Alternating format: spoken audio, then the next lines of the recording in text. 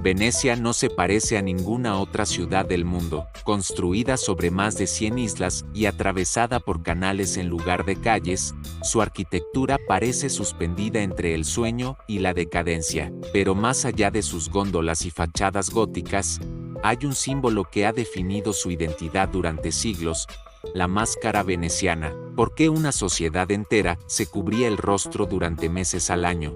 ¿Qué llevó a nobles, comerciantes e incluso criminales a esconder su identidad tras expresiones de porcelana? Estas máscaras no eran simples adornos festivos, eran herramientas sociales, armas políticas y, a veces, cómplices del pecado. En esta historia hay fiesta, pero también control, misterio, decadencia y subversión. Hay arte y poder, belleza y corrupción.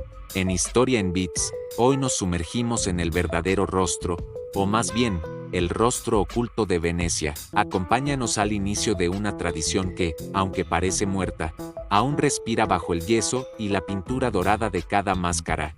Para entender por qué las máscaras se volvieron parte esencial de la vida veneciana, primero hay que observar la ciudad en su contexto histórico. Venecia, durante gran parte de la Edad Media y el Renacimiento, fue una república independiente, poderosa y única. Su ubicación estratégica en el mar Adriático la convirtió en una potencia comercial que conectaba Oriente y Occidente. Seda, especias, joyas y secretos fluían por sus canales con la misma naturalidad que las góndolas. Pero no era solo el comercio lo que la distinguía. Venecia tenía una estructura política muy cerrada, controlada por una aristocracia que gobernaba con mano firme, pero que también entendía algo fundamental: una población feliz, o al menos distraída, es una población manejable. A diferencia de otras ciudades-estado, Venecia no se regía del todo por la moral eclesiástica. Aquí se toleraban comportamientos que en otros lugares serían escandalosos: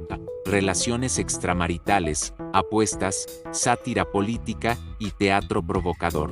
Esta aparente libertad convivía con un férreo control del orden público. El equilibrio era delicado, y fue en ese vacío entre lo permitido y lo prohibido donde la máscara encontró su hogar. Con ella, los venecianos podían transgredir sin consecuencias, jugar sin ser juzgados, y vivir doble o triplemente si así lo deseaban. No era solo un disfraz, era una herramienta de supervivencia social en una ciudad donde lo que no se ve, no se castiga.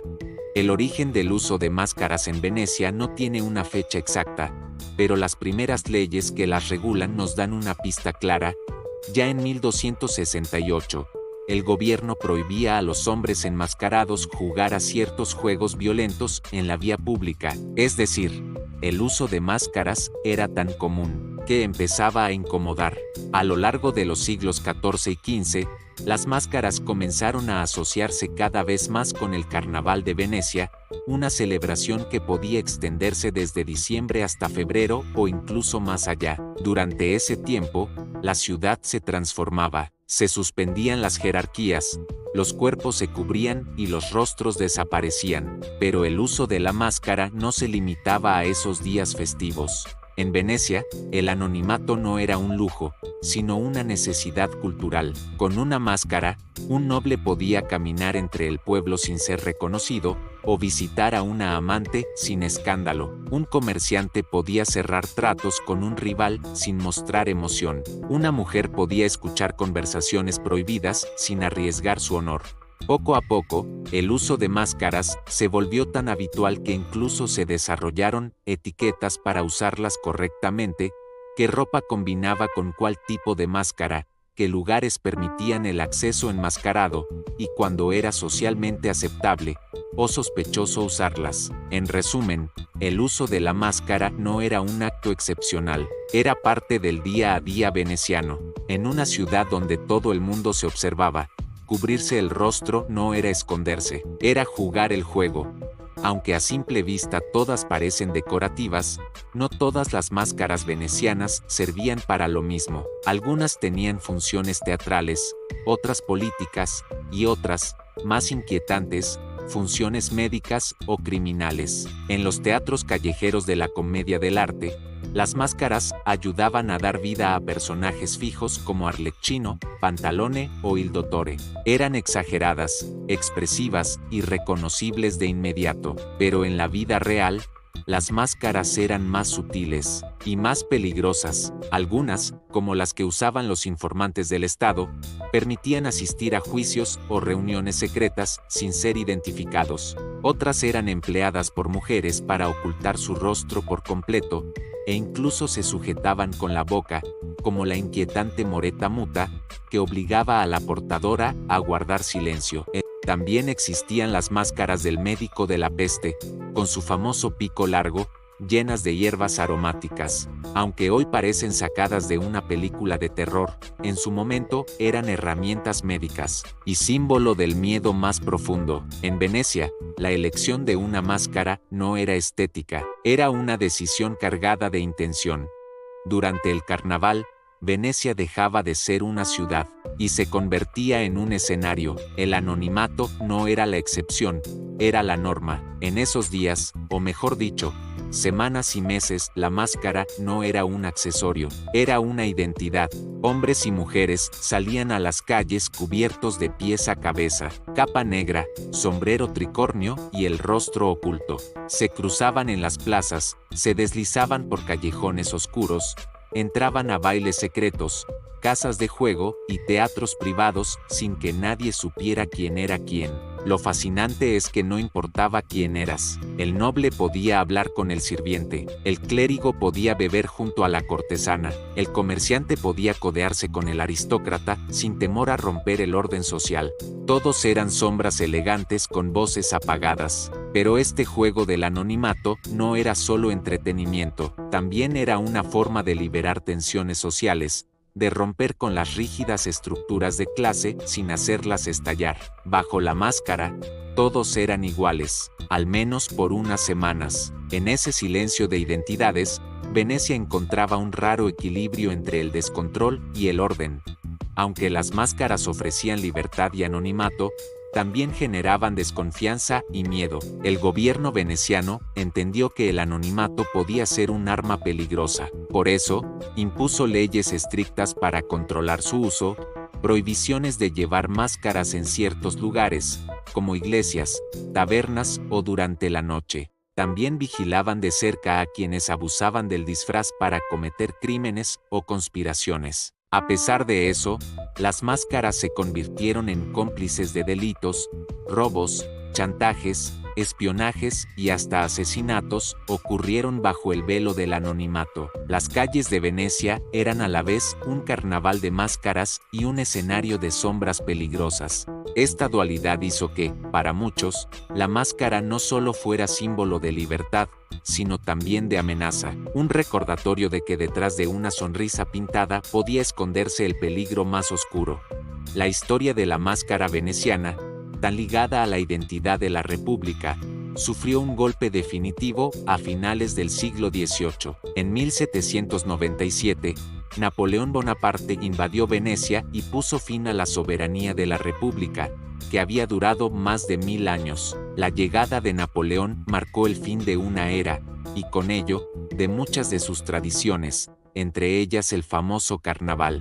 Napoleón consideraba que estas festividades fomentaban el desorden y la inmoralidad, así que prohibió el carnaval y restringió severamente el uso de máscaras en público. Las máscaras, que antes habían sido símbolos de libertad y diversión, pasaron a ser vistas como peligrosas, subversivas y una amenaza para el orden público.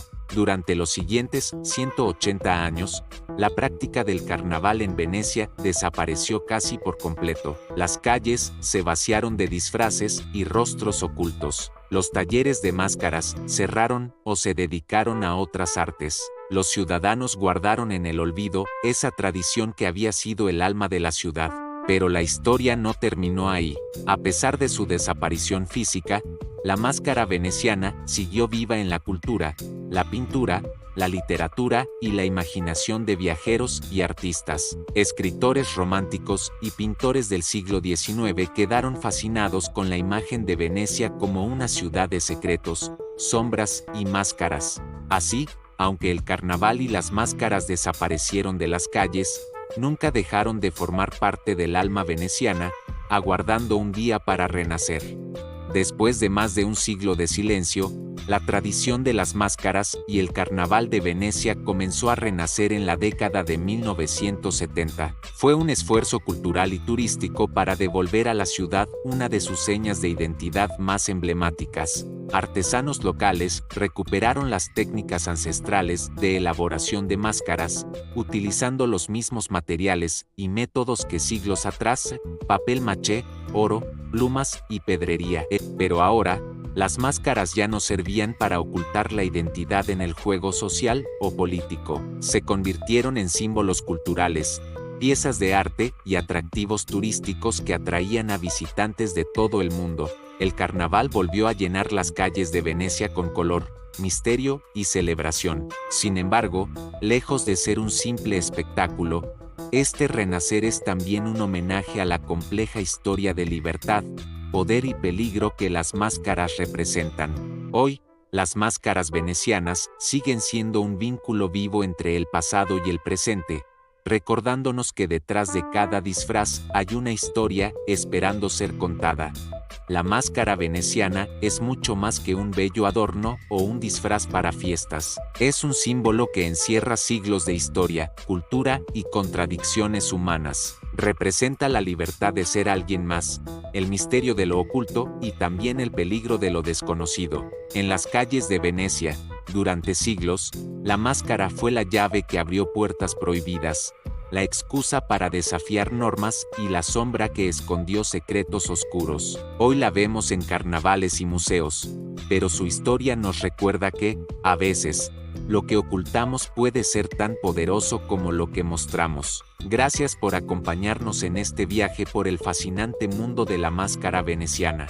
No olvides suscribirte a Historia en Bits para descubrir más secretos del pasado, contados en pequeños fragmentos pero llenos de significado. Hasta la próxima.